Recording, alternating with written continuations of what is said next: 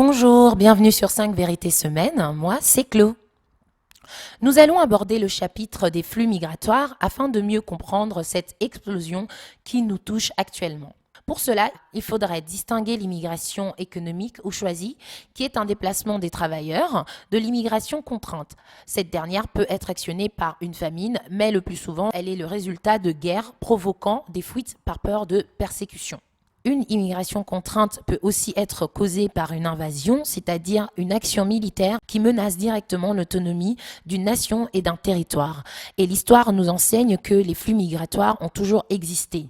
Donc appuyons-nous sur le deuxième mobile, car les événements auxquels nous sommes confrontés cette dernière décennie est la plus grande migration que connaît l'Europe depuis la Deuxième Guerre mondiale. Un effet papillon, dit-on, qui aurait débuté dès la révolution tunisienne et la crise libyenne. Dommages collatéraux ou pas, à présent, la Méditerranée est en train de connaître une des plus grandes tragédies migratoires du XXIe siècle et plus de 22 000 êtres humains seraient morts depuis l'an 2000.